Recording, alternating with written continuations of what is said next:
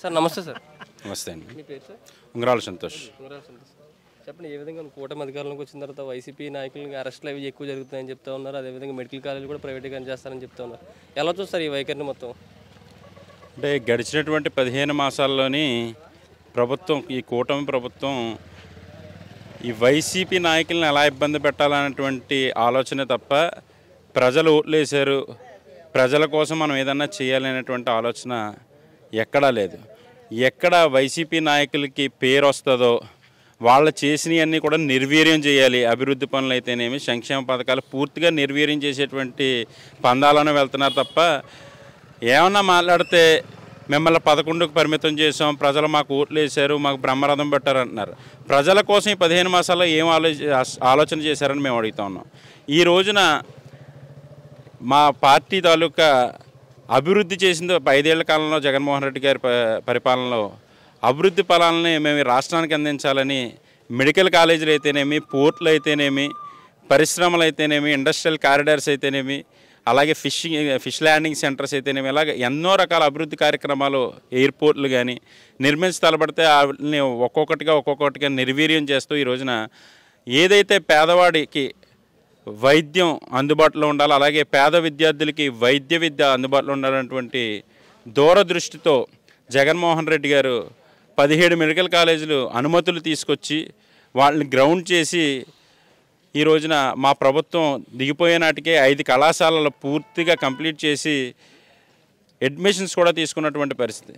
మరి ఈ రోజున ఎక్కడా ఒక మెడికల్ కాలేజ్ కూడా రెడీ అవ్వలేదు, ఎక్కడా కూడా శిలాఫలకాలు వేసి వదిలేశారని చెప్తున్నటువంటి చంద్రబాబు నాయుడు గారికి ఈ రోజున మేము మా పార్టీ కార్యకర్తలతో కలిసి ఎక్కడెక్కడ ఎంత అభివృద్ధి చేసాం, ఎన్ని కాలేజీలు నిర్మించామనేటువంటి చూపించడానికే ఈ రోజున ఈ చెలో మెడికల్ కాలేజ్ అనేటువంటి కార్యక్రమం ఏర్పాటు చేసాం.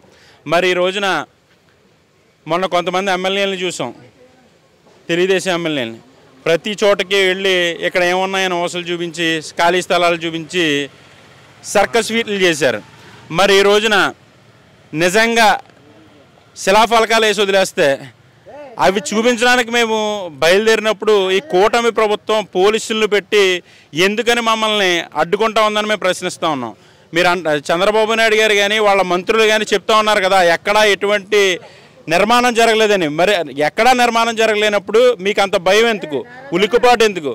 ఈ రోజున ఇక్కడ అమలాపురంలో ఏదైతే కామన్ గౌరవంలో ఉన్నటువంటి మెడికల్ కాలేజ్ ఎంతవరకు పూర్తయింది అని చూపించడానికి 70% పూర్తయిపోయిన కాలేజీని పక్క నియోజకవర్గం నుంచి ఒక ఎమ్మెల్యే గారు వస్తాడు, ఇక్కడ లోకల్లో ఒక ఎమ్మెల్యే గారు వస్తాడు, రోజుకు ఒకళ్ళు వచ్చి తెలుగుదేశం నాయకులు ఇక్కడ ఏమీ లేదని చూపించి ప్రజల్ని నయవంచన చేయాలనేటువంటి దృష్టిలో ఉన్నారు. వాళ్ళందరూ దృష్టిని కూడా ప్రజల్లో క్లియర్గా ఇక్కడ ఏమి ఇన్ఫ్రాస్ట్రక్చర్ డెవలప్ అయింది అనేటువంటిది చూపించడానికే ఈ రోజున మా నాయకులందరం కూడా ఇక్కడికి వచ్చాం.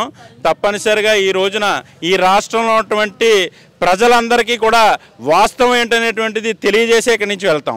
పోలీసుల్ని అడ్డుకుంటే కనుక ఈ రోజుతో మా ఏదైతే వైఎస్ఆర్ కాంగ్రెస్ పార్టీ నాయకులు 15 మాసాలుగా వాళ్ళని ఇబ్బంది పెడుతున్నా కానీ చాలా సమన్వయంతో ఉన్నారో ఈ రోజున ఇది పేదవాడికి సంబంధించింది.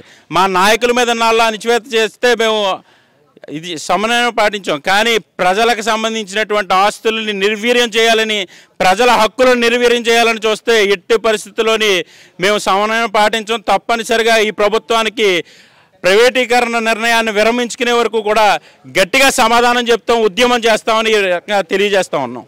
అంతా ఏంటంటే పార్టీ ఉనికి కోల్పోయింది, ఉనికి కాపాడుకోవడం కోసం మాత్రం ఏదో చిన్న బూటక పాటలు అని చెప్పేసి కూడా టీడీపీ పెద్ద నాయకులు మాట్లాడుతూ ఉన్నారు. దాన్ని ఎలా చూస్తారు? ఉనికిని కాపాడుకోవాల్సిన పార్టీ మాది కాదు. ఎందుకంటే మాకు ప్రజాబలం ఉన్న పార్టీ మా పార్టీ.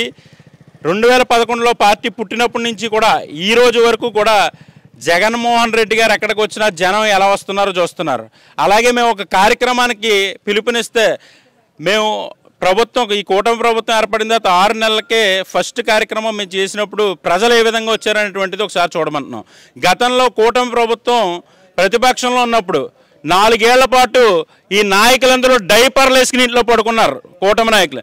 మరి ఈ రోజున మేము ధైర్యంగా ఈ రోజున బయటకు వచ్చి తిరగలుగుతున్నామంటే ఈ రాష్ట్రంలో పేదవాడికి సంక్షేమం అందించాం కాబట్టి ఈ రాష్ట్రాన్ని ఒక విజన్తో మేము పరిపాలించాం కాబట్టి, అభివృద్ధి ఫలాలు అందించాం కాబట్టి ఈరోజు ధైర్యంగా మేము ఇదన్నీ చేసామని చెప్పి ప్రజల్లోకి రాగలుగుతున్నాం, ఉద్యమాలు చేయగలుగుతున్నాం, రోడ్డు మీద నుంచోగలుగుతున్నాం. మరి గతంలో మీరు ఒకసారి చూడండి, వాళ్ళ ప్రతిపక్షంలో ఉండగా ఏ రోజన్నా 4 ఏళ్ళు గడిచే వరకు ఎలక్షన్కి సంవత్సరం ఉందనగా బయటకు వచ్చారు తప్ప డైపర్లు వేసుకుని పడుకున్నటువంటి పరిస్థితిని ఒకసారి మీ అందరినీ కూడా గుర్తు చేసుకోమని చెప్తా ఉన్నాం.